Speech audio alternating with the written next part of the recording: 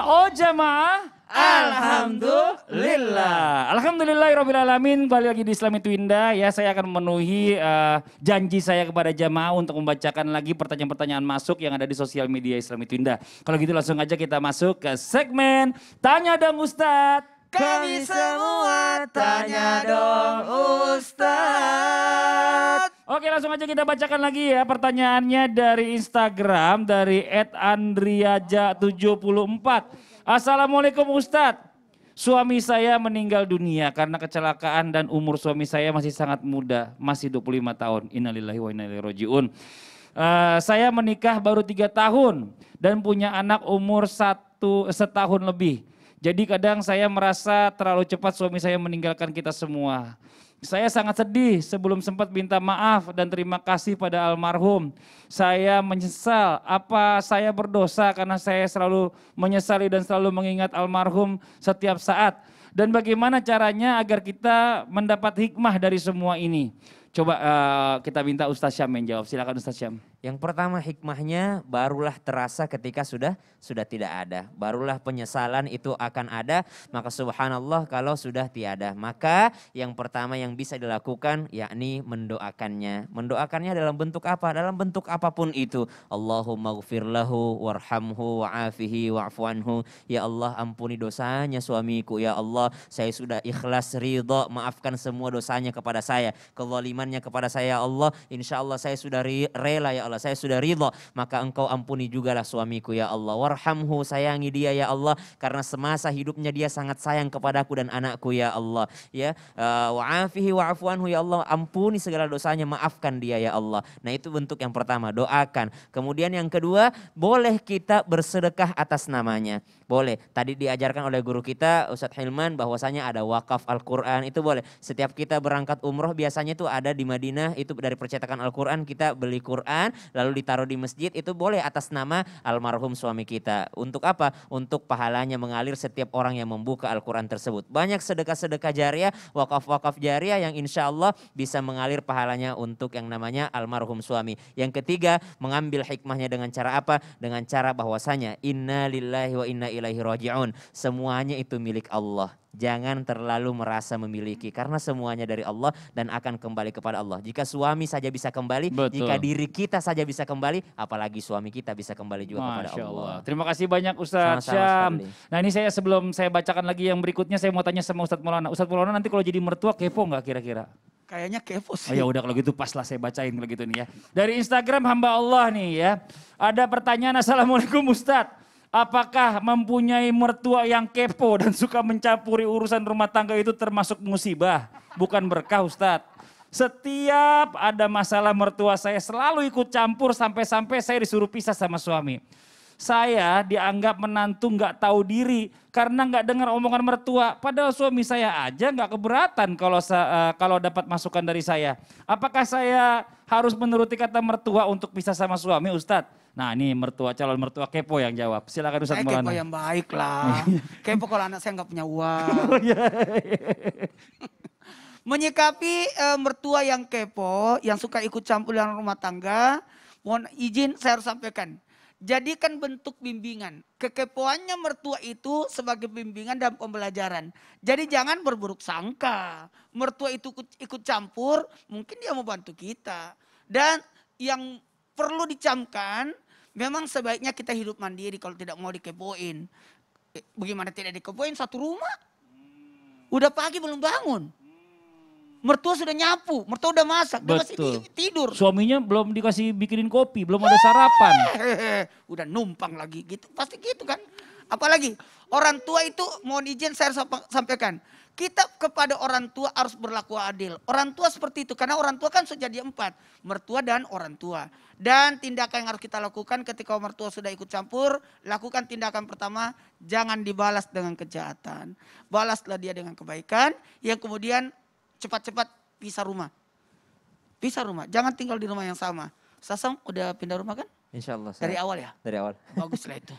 Kalau tidak saya ajak dia ditinggal di rumah saya, sama aja ya. Sama aja. Sama loh. aja. Cuma pindahin Sama-sama masalah. sama-sama Cuma pindah mertua masalah aja. juga. Iya. Padahal aku kepo banget. Oh justru lebih bermasalah di sini kan. Daya terakhir ketika mertua ikut campur, sebaiknya kita harus memahami sebenarnya apa sih keinginan beliau. Oh keinginan beliau seperti aku seperti ini. Jadi kita tidak usah berburuk sangka tapi senantiasa berbaik sangka. Masya Sasab, Allah. jadi kapan pindah rumah? Insya Allah Ustaz, pas selesai aja Ustaz nanti. Oh, selesai. ya. Bulan Maulid ya. Insya Allah Ustaz. Supaya aku Tambahin bisa- modal dong Ustadz biar cepet. Oh, baik. Ya. Kita masuk ke pertanyaan yang berikutnya ya. Dari Instagram hamba Allah lagi nih ya. Assalamualaikum Ustadz, apakah menjadi istri kedua memang musibah ya Ustadz bagi diri saya? Wah ini berat ini. Padahal saya sudah dapat restu dan izin dari istri pertama suami saya. Tapi anggapan orang dan keluarga kami, keluarga suami selalu menganggap saya pelakor. Padahal dahulu suami saya yang meminta kepada wali saya datang bersama istri pertamanya. Tapi keluarga suami saya tidak ikhlas. Keluarga suami saya tidak ikhlas. Dan menerima sampai anak saya pun tidak dianggap cucu oleh mertua saya. Saya sedih Ustadz, harus gimana lagi nih agar saya dapat pengakuan. Wah ini agak berat-berat begini kita langsung kasih Ustadz Hilman aja ya. Usas mahabbah. Ustadz Mahabbah, Usas urusan kecintaan. cinta. Kalau saya usas kepo. Usas kematian dong. Musibah ya Allah. Silakan dijawab Ustadz Hilman. Iya baik, bismillah. Jadi pertama adalah sikapnya menerima. Menerima kalau kita memang jadi istri yang kedua gitu. Dan itu adalah konsekuensi yang kita pilih gitu. Selama prosesnya benar, selama prosesnya lurus-lurus aja insya Allah tetap jadi kebaikan. Hanya memang ini juga harus menjadi perhatian untuk saudari kami yang perempuan. Sebelum kita memilih untuk jadi istri kedua, coba pertimbangkan dengan matang gitu. Karena boleh jadi ada resiko yang ia akan terjadi dengan kita, termasuk pertanyaan ini. Maka sikapnya terima saja bahwa kita memilih takdir untuk menjadi istri yang kedua ini. Kemudian yang kedua, tetap berbuat baik. Balaslah keburukan orang dengan kebaikan. Maka niscaya kebaikanmu itu akan melembutkan hatimu dan juga melembutkan orang yang menghina dirimu. Dan yang ketiga, selama engkau berjalan di jalan kebaikan, jangan terlalu mendengarkan ucapan orang lain. Karena bagi orang beriman, pujian dan cacian itu sama saja katanya. Dipuji tidak terbang, dicaci tidak tumbang. Karena bagi orang beriman yang paling penting adalah penilaian Allah Subhanahu wa taala. Jadi selama engkau benar, selama engkau berjalan di jalan yang tepat, bismillah aja. Dan yang paling penting doakan. Ad-doa usilahul mu'min. Doa itu senjatanya orang beriman. Tidak ada senjata yang paling tajam kecuali doa. Bangun di sepertiga malam, dirikan sholat tahajud, munajat kepada Allah. Ya Rob, lembutkan hati mertuaku, lembutkan hati keluarga suamiku.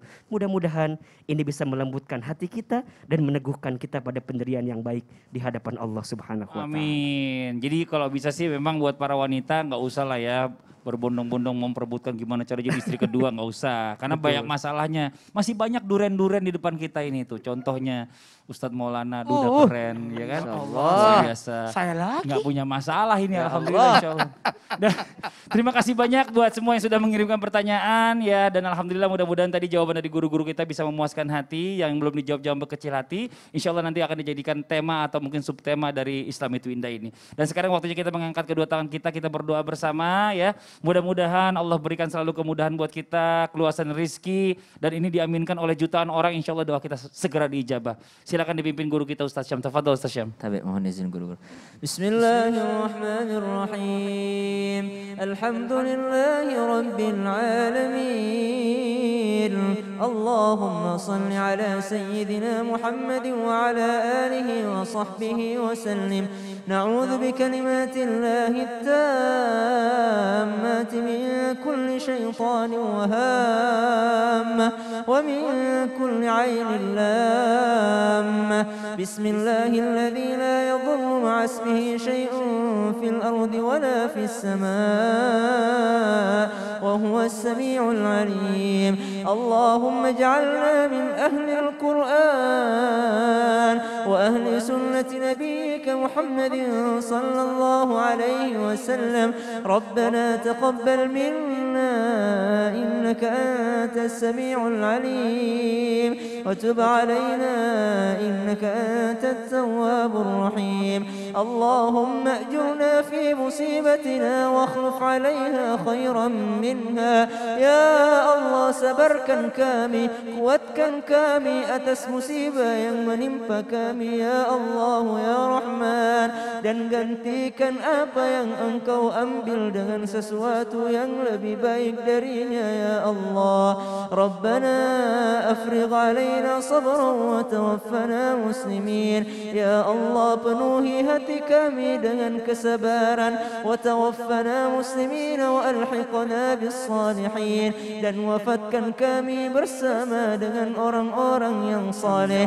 Wa sallallahu ala sayyidina Muhammadin walhamdulillahi rabbil alamin. Amin amin ya rabbal alamin. Masya Allah, alhamdulillah, demikianlah perjumpaan kita hari ini. Semoga apa yang disampaikan oleh guru-guru kita dijadikan ilmu yang bermanfaat untuk kita semuanya. Sekali lagi saya Fadli mundur diri, mohon maaf atas segala kekurangan. Wabillahi taufiq wal hidayah. Wassalamualaikum warahmatullahi wabarakatuh. Waalaikumsalam warahmatullahi wabarakatuh. Cara sahnya dalam tukar menukar yang dianjurkan dalam ajaran Islami, biar nggak salah barter.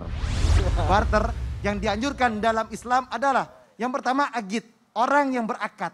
Jadi ada dua belah pihak antara si A dengan si B yang dimana dia sudah dewasa, dia sadar tidak ada unsur paksaan atau bukan hak pemiliknya.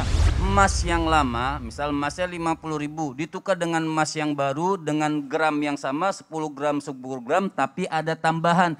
Ini fagat arba, maka dikategorikan riba. Kalau ditanyakan tadi, bolehkah menggunakan dompet digital? Boleh, selama tidak terjadi gharar di dalamnya, keabu-abuan. Yang kedua, ini ghararnya juga bisa bukan berupa kerugian, tapi keuntungan nih Son. Ya, kita pakai sesuatu aplikasi, pakai pay-nya mereka gitu. Pay-nya, ya. Ini bonusnya banyak, kalau bisa dihindari bonus-bonusnya kalau mau aman. Jadilah bintang pilihan Indonesia dan tunjukkan bakat terbaikmu di hadapan kami. Mau jadi superstar seperti saya? Kalian punya bakat hebat yang selama ini kami cari? Kesempatan besar tidak datang 2 kali. Siapkan dirimu dan ikuti audisi online Indonesia Mencari Bakat 2021 mulai 19 Agustus. Kirim link video bakat terbaikmu melalui insetlife.com. Indonesia, tunjukkan bakat.